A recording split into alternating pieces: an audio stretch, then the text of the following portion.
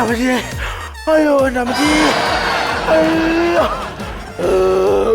ആരാ? ജോലി എന്നെ മനസ്സിലായില്ലേ? എന്റെ ജീരവെള്ളം എടുത്ത് കുടിച്ച ആളല്ലേ? അതെനിക്ക് മനസ്സിലായി. അതല്ലെന്ന് എടാ തങ്കപ്പൻ. തങ്കപ്പൻ എടാ മഞ്ചേരി സ്കൂളിൽ നമ്മൾ രണ്ടുപേരും ഇവിടെ ഒന്നിച്ച് പഠിച്ചു കൊടുക്കുന്നുണ്ടോ? മറ്റേ ഉഷ ടീച്ചറിന്റെ വട്ടപാത്രത്തിനകത്തൊക്കെ കൈയിട്ട് തങ്കപ്പൻ. എത്ര നാളായിട കണ്ടിട്ട്. എടാ നീ ഇത് എന്നാണ് മുടിയൊക്കെ അടിപൊളി സെറ്റപ്പാണോ നീ? ഇതെന്റെ തയ്യൽക്കട. ഇത് വളരെ സെറ്റപ്പായിട്ടുണ്ടല്ലോ ഇതൊക്കെ. നീ ഇപ്പൊ എവിടെയായിരുന്നു? എന്റെ ദൈവമേ, ഞാൻ പ്രിൻസിപ്പലല്ലായിരുന്നോ? കേട്ടോ, എന്റെ കൂടെ പഠിച്ചവനാ. ഞങ്ങൾ 5ാം ക്ലാസ് പോലും 10ാം ക്ലാസ് വരെ ഒന്നിച്ച് ഇപ്പൊ പ്രൈസിലാന്ന്. ഓ അവന്റെ ഒരു കാര്യം എടാ കഷ്ടപ്പാടാണ് എനിക്ക്. ആണല്ലേ? കഷ്ടപ്പാടും ദുരിതം. എങ്ങനെയെങ്കിലും എനിക്കൊരു വിസ എടുത്ത് തന്ന് എന്നെ അങ്ങോട്ട് കൊണ്ടുപോവോ? എങ്ങോട്ട്? പ്രിസലും. എന്റെ ആശാനെ പ്രിസൽ എന്ന് പറഞ്ഞാൽ ജയിലിലോ? അല്ല ജയിലിൽ തന്നെ ഒന്നും പറയണ്ടേ. എനിക്ക് വരുന്ന ഓരോ കുരു ഒന്ന് ആലോചിച്ച് നോക്കണം.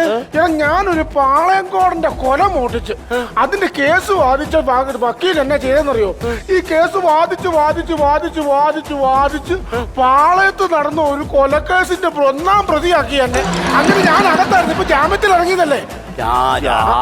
ഇങ്ങനെ വര കണ്ടിട്ടേ ജയിലിൽ ചാരി വന്ന പോലെയാണല്ലോ. അതെന്നെ സംഭവം പറയും. ഞാൻ പരോളിന് ഇറങ്ങിയതാണെങ്കിലും ഈ പരോൾ കഴിഞ്ഞിട്ട് ഞാൻ തിരിച്ചു കയറിയില്ല. വെളിയിൽ എന്നെ കണ്ടു കഴിഞ്ഞാൽ പോലീസുകാർ പിടിക്കും. അയ്യോ തങ്കപ്പ, നീ ഇവിടെ നിൽക്കണ്ട. ഞാനിവിടെ അകത്ത് പോകും. പ്ലീസ് പോകും.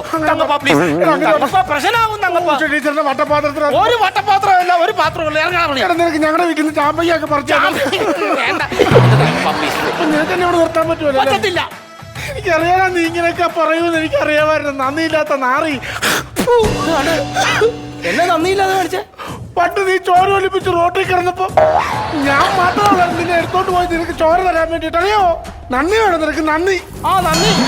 എടാ ഒരു മാസം നിനക്ക് തിന്നാനുള്ള പോഷകാഹാരം എന്റെ അച്ഛൻ കൊണ്ട് തന്നില്ലേ? അയ്യോ ഇത് പറഞ്ഞോലെ നിന്റെ അച്ഛൻ എന്ത് ചെയ്യടാ? മർഗയോ? മരിച്ചു പോയെന്ന്. നന്നായി. ആ പുള്ളി എന്റെ കൈ കിട്ടിയിരുന്ന ഞാൻ ഇവിടെ തല്ലിക്കൊന്നേനെ. നീ നേരത്തെ ഇച്ചിരി വലിയവായി വിളിച്ചു പറഞ്ഞ എന്നായിരുന്നു പോഷകാഹാരം. സുഹൃത്തെ ഇത് കേക്കണം. ഇത് ഞാൻ ചെന്ന് വീട്ടിൽ ചെന്ന് തുറന്നു നോക്കിയപ്പോ എന്നാന്നറിയോ? 250 രൂപ മുടുക്കാൻ. ഒരു മാസം കഴിക്കാനില്ലേ?